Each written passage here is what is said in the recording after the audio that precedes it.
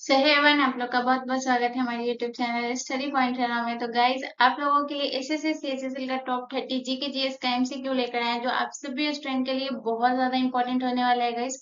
तो प्लीज मेरी इतना ही रिक्वेस्ट है गाइज आप सभी स्टूडेंट से कि प्लीज आप इस 30 क्वेश्चन को जरूर सॉल्व करिए, और आप ये देखिए कि आप इससे जो क्वेश्चन सॉल्व हो रहा है वो कितना क्वेश्चन सॉल्व हो रहा है।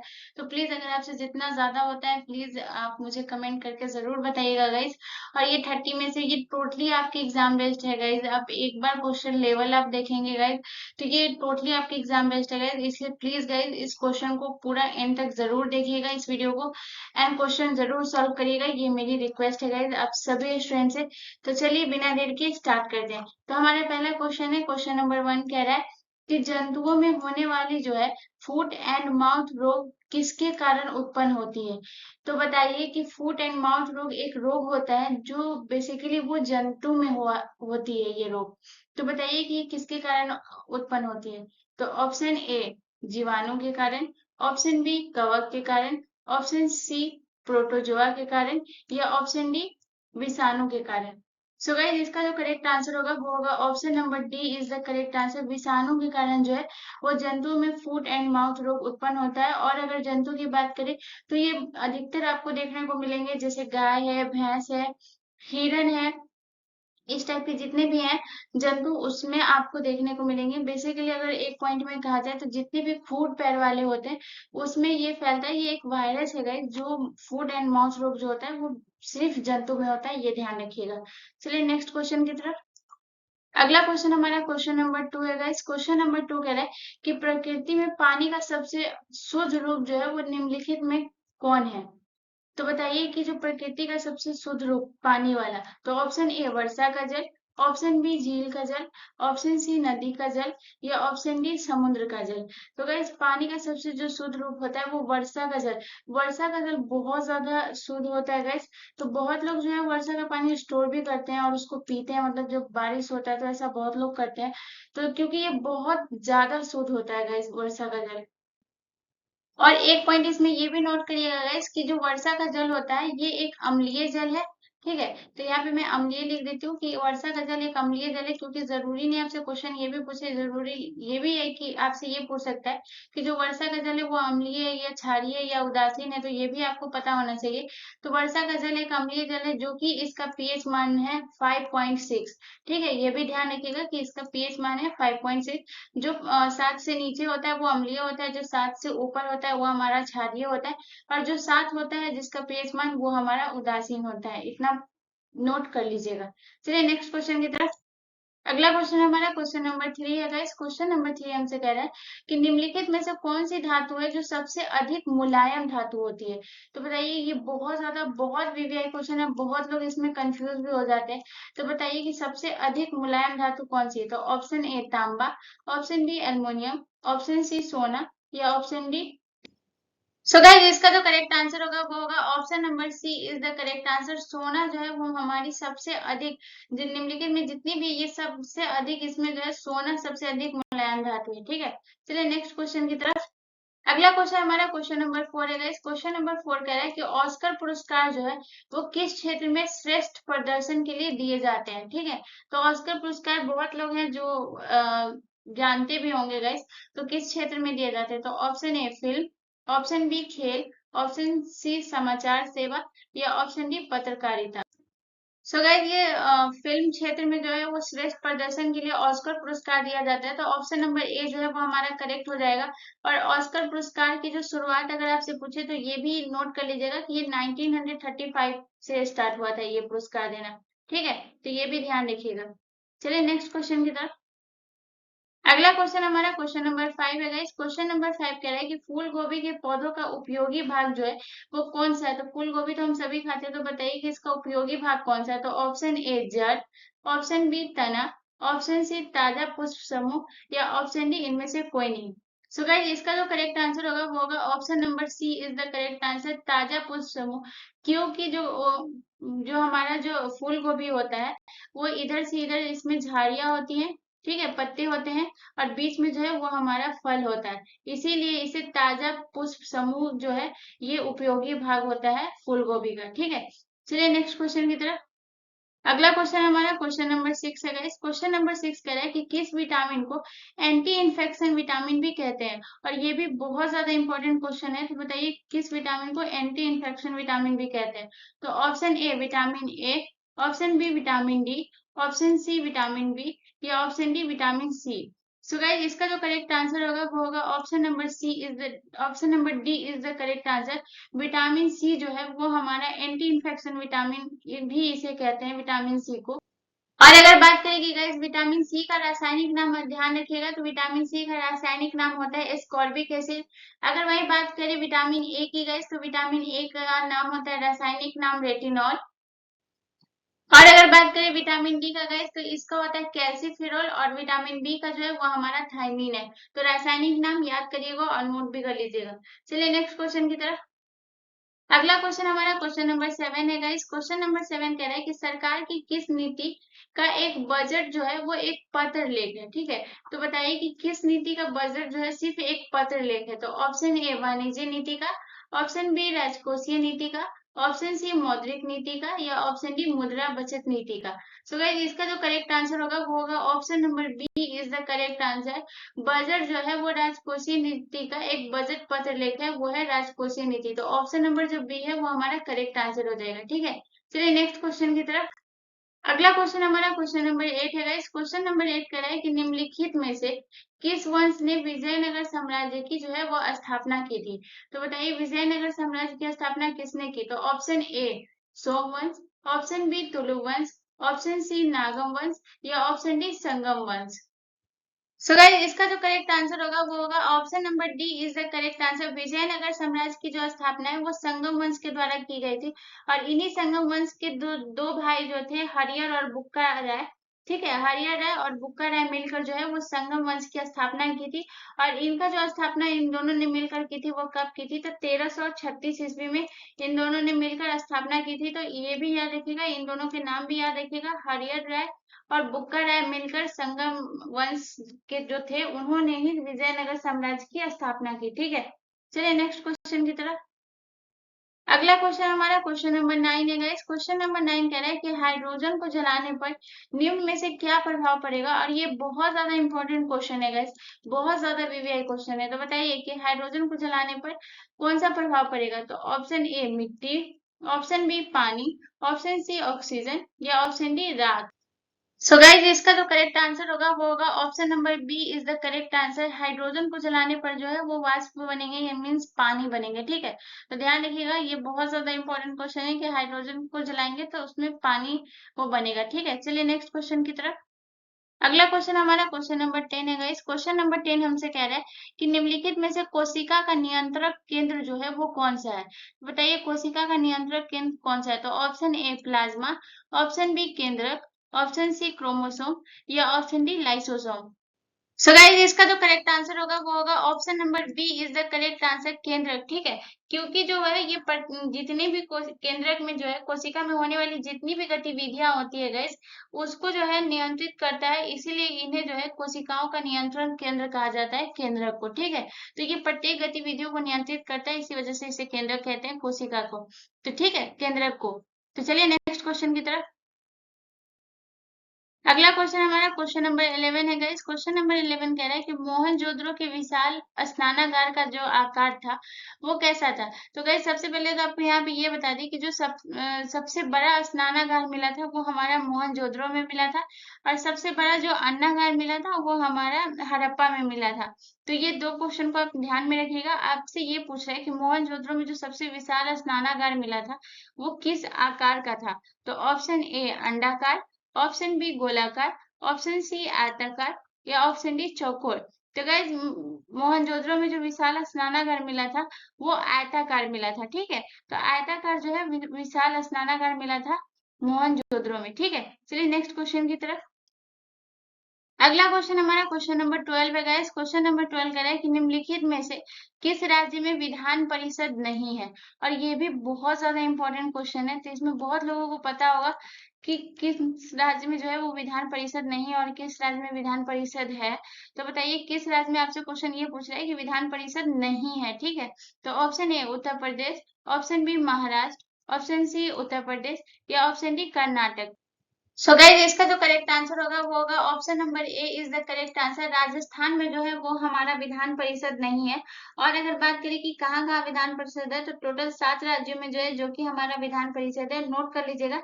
सबसे पहले हम बता दें तो आपका महाराष्ट्र, ठीक है, फिर है कर्नाटक, फिर उत्तर प्रदेश, उसके बाद है बिहार, जम्मू कश्मीर, तेलंगाना और आंध्र प्रदेश। यहाँ जो है वो हमारा विधान परिषद है, और राजस्थान में जो है जो कि हमारा विधान परिषद नहीं है। ठीक है, चलिए नेक्स्ट क्वेश्चन की तरफ। अगला क्वेश्चन हमारा क्वेश्चन नंबर 13 है। क्वेश्चन नंबर 13 कह रहा है कि निम्न में कंप्यूटर की भौतिक बनावट क्या कहलाती है? तो option A software, option B firmware, option C hardware या ऑप्शन डी इनमें से कोई नहीं। और ये भी बहुत ज्यादा इंपॉर्टेंट क्वेश्चन है, बहुत मोस्ट इंपॉर्टेंट क्वेश्चन है गाइस। तो बताइए कि कंप्यूटर की जो भौतिक बनावट है वो क्या कहलाती है? तो गाइज इसका जो करेक्ट आंसर होगा वो होगा option number C is the correct answer, hardware कहलाती है। ठीक है, तो कंप्यूटर की जो भौतिक बनावट होती है वो हार्डवेयर कहलाती है, ये ध्यान रखिएगा। चलिए नेक्स्ट क्वेश्चन की तरफ। अगला क्वेश्चन हमारा क्वेश्चन नंबर 14 है गाइस। क्वेश्चन नंबर 14 कह रहा है कि हिमालय की सबसे पूर्वी चोटी इनमें से कौन सी है? तो हिमालय की सबसे पूर्वी चोटी कौन सी? तो option A Namcha Barwa, option B Mount Everest, option C Kangchenjunga या option D Annapurna. So guys इसका जो करेक्ट आंसर होगा वो होगा option number A is the correct answer. Himalaya की जो सबसे पूर्वी चोटी है वो हमारा नमचा बरवा है। ठीक है, चलिए नेक्स्ट क्वेश्चन की तरफ।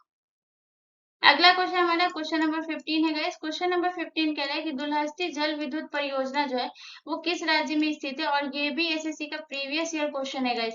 दुलहस्ती जल विद्युत परियोजना जो है वो किस राज्य में स्थित है? तो option A Karnataka, option B Himachal Pradesh, option C Uttarakhand या option D Jammu Kashmir. So guys इसका जो करेक्ट आंसर होगा वो होगा option number D is the correct answer. Jammu Kashmir में जो है जो हमारा जल विद्युत परियोजना है वो हमारा जम्मू कश्मीर में है, दुलहस्ती जल विद्युत परियोजना। और अगर पूछे कि ये किस नदी पर है, तो ये भी ध्यान रखिएगा कि ये चिनाब नदी पर है। ठीक है, तो आपको ये भी नोट करते चलिएगा, जरूरी नहीं आपसे ये भी पूछे, नदी भी पूछ सकता है। तो ध्यान रखिएगा कि जम्मू कश्मीर की चिनाब नदी पर जो है जो कि हमारा दुलहस्ती जल विद्युत परियोजना है। ठीक है, चलिए नेक्स्ट क्वेश्चन की तरफ। अगला क्वेश्चन हमारा क्वेश्चन नंबर 16 है गाइस। क्वेश्चन नंबर 16 कह रहा है कि कौन सा पठार है जो स्टोर हाउस ऑफ मिनरल्स कहा जाता है? और ये भी बहुत ज्यादा मोस्ट इंपोर्टेंट, इसको मैं बोलूंगी गाइस, मोस्ट वीवीआई है, प्लीज इसको ध्यान रखिएगा। तो बताइए कि कौन सा ऐसा पठार है जिसे हम स्टोर हाउस ऑफ मिनरल्स के नाम से जानते हैं? तो ऑप्शन ए दक्कन का पठार, ऑप्शन बी छोटा नागपुर का पठार या ऑप्शन सी मालवा का पठार या ऑप्शन डी इनमें से कोई नहीं। सो गाइस इसका जो करेक्ट आंसर होगा वो होगा option number B is the correct answer. Storehouse of minerals जो है वो छोटा नागपुर के पठार को कहा जाता है, क्योंकि यहाँ बहुत सारी मिनरल्स है, इसी वजह से गाइस इसे स्टोर हाउस ऑफ मिनरल्स के नाम से जानते हैं, छोटा नागपुर के पठार को। ठीक है, चलिए नेक्स्ट क्वेश्चन की तरफ। अगला क्वेश्चन हमारा क्वेश्चन नंबर 17 है गाइस। क्वेश्चन नंबर 17 कह रहा है कि भारत के किस राज्य में सर्वप्रथम महिला मुख्यमंत्री बनी थी? तो बताइए कि महिला मुख्यमंत्री जो है वो भारत के किस राज्य की बनी थी सबसे पहले, और वो कौन महिला थी जो बनी? Option A Rajasthan, option B Gujarat, option C Karnataka या ऑप्शन डी उत्तर प्रदेश। तो गाइज इसका जो करेक्ट आंसर होगा वो होगा option number D is the correct answer. Uttar Pradesh राज्य की जो है वो पहली महिला मुख्यमंत्री बनी थी, और उनका नाम क्या था? तो ये भी याद रखिएगा, जो सुचेता कृपलानी जो है, सुचेता कृपलानी के नाम से आप लोग जिसे जानते थे, वही जो है हमारी सर्वप्रथम जो महिला मुख्यमंत्री बनी थी वो हमारी थी सुचेता कृपलानी। और ये बहुत इंपॉर्टेंट प्रश्न है गाइस, इसको ध्यान रखिएगा, इसमें कंफ्यूज नहीं होइएगा। सुचेता कृपलानी, ध्यान रखिएगा इस नाम को। ठीक है, सुचेता कृपलानी। और अगर आपसे पूछे कि ये जो सुचेता कृपलानी जी जो थी, जो सर्वप्रथम महिला मुख्यमंत्री बनी थी, वो कब बनी थी? तो ये भी आपको याद रखना है। तो ये बनी थी 1963 में, और ये जो है उत्तर प्रदेश राज्य की थी, जो सुचेता कृपलानी पहली मुख्यमंत्री बनी 1963 में। ये नोट कर लीजिएगा। ठीक है, चलिए नेक्स्ट क्वेश्चन की तरफ। अगला क्वेश्चन हमारा क्वेश्चन नंबर 18 है गाइस। क्वेश्चन नंबर 18 कह रहा है कि निम्नलिखित में से कौन सा रसायन जो है वो फल पकाने के लिए उपयोग में लाया जाता है? तो फल जो पकाते, जैसे कि अभी आम का सीजन है गाइस, तो बहुत सारे आम जो है वो पेड़ से जब उतरते हैं तो वो कच्चे होते हैं, तो उसको पकाने के लिए एक रसायन का उपयोग किया जाता है। तो आप बताइए कि वो कौन सा रसायन है? तो option A sodium chloride, option B potassium chloride, option C calcium carbide या ऑप्शन डी इनमें से कोई नहीं। सो गाइज, कोई सा भी फल हमें अगर पकाना हो तो उसके लिए जो जरूरी है, जो रसायन जो लगता है, उसका करेक्ट आंसर है कैल्शियम कार्बाइड। कैल्शियम कार्बाइड के द्वारा जो है, जो रसायन है, इसके द्वारा जो है वो फल पकाया जाता है। ये ध्यान रखिएगा। चलिए नेक्स्ट क्वेश्चन की तरफ। अगला क्वेश्चन हमारा क्वेश्चन नंबर 19 है गाइस। क्वेश्चन नंबर 19 कह रहा है कि चावल उत्पादन के मामले में भारत का विश्व में कौन सा स्थान है। ठीक है, तो बताइए कि यहाँ पे आपसे पूछ रहा है कि भारत का विश्व में कौन सा स्थान है। तो ऑप्शन ए पहला, ऑप्शन बी दूसरा, ऑप्शन सी तीसरा, या ऑप्शन डी चौथा। तो गाइज आपको बता दें कि भारत का जो चावल उत्पादन में वो पहला स्थान है। तो ऑप्शन नंबर जो ए है वो करेक्ट हो जाएगा। पहला स्थान जो है वो भारत का है चावल उत्पादन में। गाइस अगर दूसरा स्थान की बात करें तो दूसरा स्थान जो है वो हमारा चीन का है। ठीक है, दूसरा चीन का है। तीसरा हमारा जो है वो इंडोनेशिया का है, और चौथा हमारा जो है वो बांग्लादेश का, ये याद रखिएगा। और पहला जो है वो हमारा भारत का है चावल उत्पादन में। चलिए नेक्स्ट क्वेश्चन की तरफ। अगला क्वेश्चन हमारा क्वेश्चन नंबर 20 है गाइस। क्वेश्चन नंबर 20 कह रहा है कि निम्नलिखित में सेरीकल्चर जो है वो किससे संबंधित है। ठीक है, तो सेरीकल्चर किससे संबंधित है। तो ऑप्शन ए बागवानी से, ऑप्शन बी मधुमक्खी पालन से, ऑप्शन सी रेशम कीट पालन से, या ऑप्शन डी मत्स्य पालन से। सो गाइस इसका जो करेक्ट आंसर होगा वो होगा option number C is the correct answer. रेशम कीट पालन से जो है वो हमारा सेरीकल्चर संबंधित है। और अगर बात करें मधुमक्खी पालन से तो ये हमारा एपी कल्चर से संबंधित है। उसके बाद अगर हम मत्स्य पालन की बात करें तो ये हमारा पीसी कल्चर से संबंधित है।